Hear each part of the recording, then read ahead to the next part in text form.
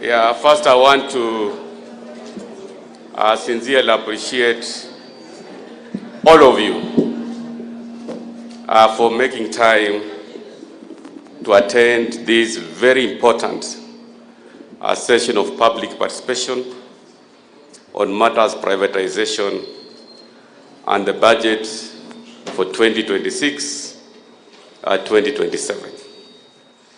Bwana Waziri, before I delve into the specifics that require my attention, I want to appreciate you because you are one of the CSs who has really revolutionized the budget making process, and by coming down here to meet wananchi, that's really a plus for you, and I want to laud you for that effort, and also to appreciate our students from Sigalagala, KMTC, na pia Watia Most. Students, power! Power! Asante. You have to be compliant.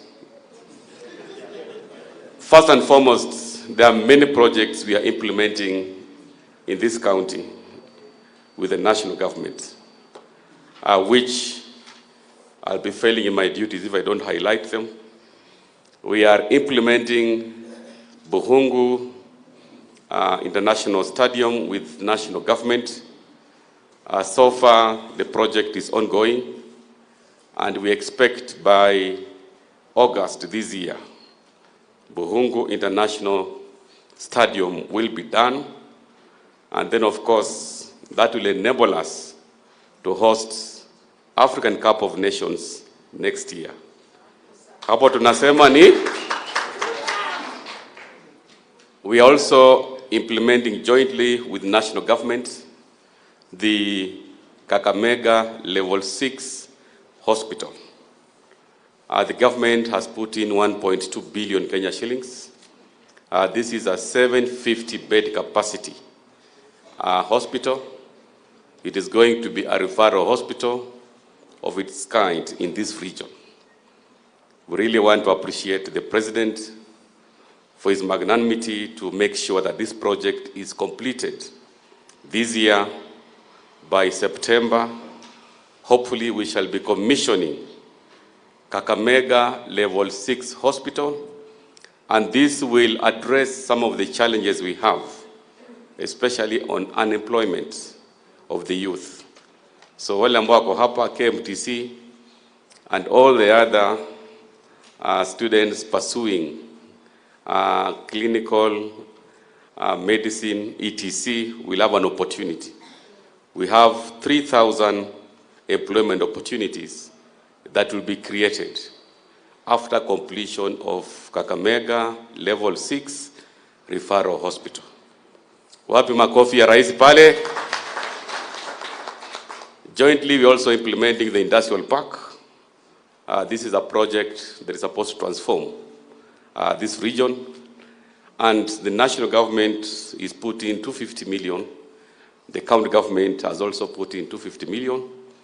We are expecting by end of this year that this industrial park, which is also going to be an aggregation center, will be completed, and it will support the supply chain programs and also support our farmers in matters export and agribusiness.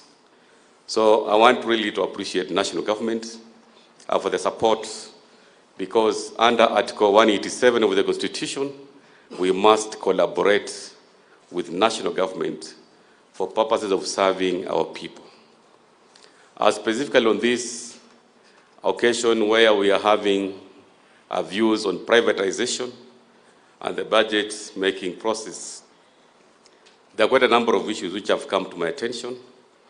Bwana Peter, the business community, I agree with you on the concerns of harmonizing the taxes so that we avoid the double taxation between the national government and also the counties. The PFM Act is very clear on what is chargeable by the county government so that to avoid duplication. This is the property taxes, land rates and levies. And the national government, of course, has the main budget sources. I think what we'll need to really look at is just to make sure that maybe inter-county levies are harmonized, especially when we have programs that cut across the counties. But on the issue of double taxation, you should not worry because the law is very clear. On the infrastructure, I know the national government has done extremely well. The President commissioned the construction of this road from the airport, Shinyalu, Rondo Junction, up to Chepsonoi. As we speak right now, kazi inaendelea pale. In order to link Kakamega to Bungoma, there is also the C41, the famous C41, kutoka Lurambi, Navaholo, hadi Musikoma. Again, works are ongoing, so that will open up this region and facilitate the business community. Bungele Mwananchi, Penina Piketty, I agree with you, we need more funds, especially on grants to the women. As a county, we have allocated some funds, but the bigger issue is the vertical share, which if it's increased, then we're also going to increase funding to these grants to women. John, I agree with you that we really need to consolidate the bursaries. The same has really been alluded to by Victoria. This consolidation will help the national government.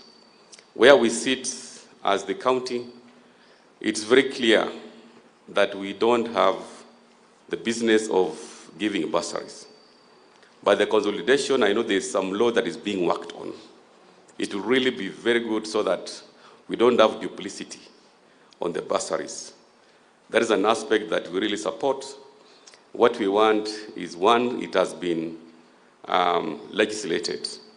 It should be consolidated enough to make sure that all the deserving cases, if the fund is going to be administered by the Member of Parliament, then the key issue is the transparency, so that the deserving cases get to be assisted.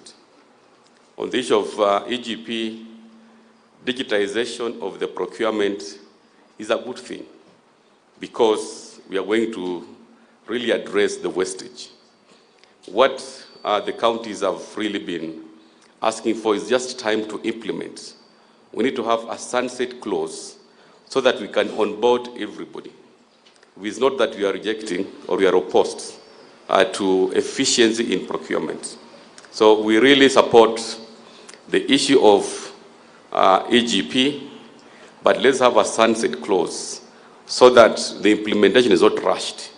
When you bring everybody on board, including Mama Mboga, and I know Bunge la Mwananchi, Mama Piketty, you are representing Mama Mboga, let them come on board so they're not disadvantaged. Because without thinking through the EGP, some of those specific affirmative action, like the procurement that should be reserved for the vulnerable groups, EGP does not understand that. So when we get more time to think through, then we can create an affirmative action within the electronic government payment system so that it is more effective to improve on efficiency and also to accommodate the special groups. Bunge la Wananchi, John, you don't have to wait for Waziri. Mukini invite, mimi nitakuja pale. Because I like getting views from Wananchi. So you don't have to wait. Waziri akuje hapa, ndio tuwe na kikao na Bunge la Wananchi. Wilberforce, President of Sigalagala, I cannot agree with you more because security of our students is critical. The only way we can improve on security is to have street lighting. And street lighting, the biggest challenge we have is inadequate allocation of funds to counties. And that is why I want to agree with my colleagues who have spoken earlier, that let's resource the counties, because when we have insecurity, the first point of call is the counties. I know it's a function that is domiciled in the national government, but Sisi watu wa ground are the ones who really feel the heat. I want also to agree with the summit chair summit. I know we have the apex. Odongo, I cannot agree with you more. The grants za nyota zipewe graduates pia, because these are young men and women, at least to have some bit of acumen in terms of management of resources. So that is something that Waziri can respond to. In terms of the allocation of the budget to counties, Akosi, one of the Apex members, you really brought it out. Summits. You know, Waziri, we have the summit and the Apex. So Kulwana summit pale most, but you have another summit in the assembly. So really, Baba, our departed party leader, was so passionate about devolution.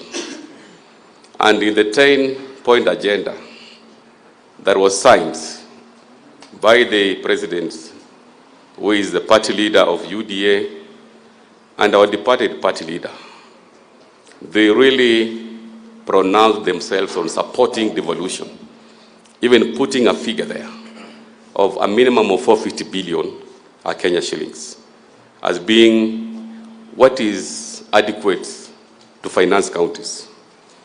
I know I wear another hat as the chair of Finance, Planning and Economic Affairs Committee at the Council of Governors. By virtue of that position, Waziri, as we speak right now, we are making comments on the budget policy statement for 26-27, and the 420 billion Kenya shillings that has been proposed is not adequate to fund counties, because it is just a paltry increase of 5 billion, because you're moving from 415 to 420.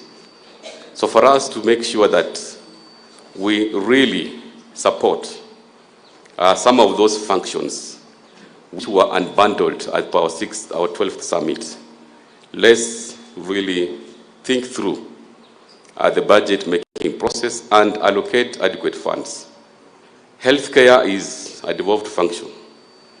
We agreed that UHC staff will transit to counties and be employed on P&P. And the condition was, let's have a specific allocation of 8.97 billion. If that can be included in the budget for purpose of the equitable share, we'll really agree and support. We also appreciate the adjustment for revenue growth, because there are many cost centers that have increased. If you can get the adjustment of 35 billion, that will be very good, as proposed by CRA, because I also have the advantage of getting the proposal from CRA. We have the unbundled and delineated assets and functions of around 65.97 billion. So really, when you look at that aggregation, the 415 being the baseline, not 387, put 65.97 billion for unbundled assets and functions. Add 8.9 for UHC, because you want to absorb the UHC staff from the next financial year. And finally, adjustment for growth of 35. So if you can humbly consider, and you know you are really a friend of devolution. When you were appointed, you were very excited that really we have now gotten a CS who is progressive, an FCPA, and a CS ambaye anaelewa mambo ya mwananchi. Counties will really be happy if you can consider 525 billion Kenya shillings as the vertical share in DORA, and this will really go a long way in enabling us to offer some of those specific requests or asks that have come from the floor. Otherwise, on my behalf and the behalf of the county government of Kakamega, I really want to appreciate you. This is a very progressive program of public participation, and is really going to inform a lot in the final budget policy statement of 2026 and 2027. Because I have another engagement, Waziri, before I allow the PS for investment to come and make a few remarks, I really want to thank you and thank the national government here, represented by the county commissioner. Our collaboration with the national government is really impacting positively on implementation of programs of national priority. So mimi nakushukuru, and I want to encourage all the participants. Vile waziri ako hapa, even after he has given his remarks, if you still have any burning issue, waziri ako hapa, he will listen to you. Students power. Summit chair, najua muko around 150 here, tumeongea na waziri, so that the transport ya wana summits and the students who are here will be taken care of by myself na waziri. So mimi kwa summit nitapatiana 50,000 Kenya shillings. So Odongo, najua wewe ndio summit chairman. So chairman summit, kuja chukua hii mchango wangu, because mtoto akililia kitu lazima apewe na mzazi. Sawa. Makofi kwa summit chair, na waziri pia anacheza kama yeye. 100,000 Kenya shillings. Waziri apigiwe makofi. Very well. Chair Kipra summit, unajua bado. Chair Kipra anaongeza kitu kwa summit. Na mimi najua nyinyi wana youth, mambo ni 2 term. Hapa Kakamega sisi tuliamua ni 2 term. Sawa sawa? Na tunajua tukishirikiana hivyo, we are going to transform this county and this country. With those many remarks, it is now my singular duty to invite the PS investment, Mr. Odede, to make a few remarks, ambaye baadaye atakaribisha PS Makoha, who will in turn invite our chief guest, waziri wetu wa National Treasury. I think, Bwana Waziri, because you know my schedule, it was really an honor for me to be here. So mkiona nikitoka mapema, I'm supposed to join my party leader in Busia, so that we can consolidate the gains of forming the next government of ODM and UDA in 2027. Asanteni sana na Mungu awabariki. Karibu Bwana Kia.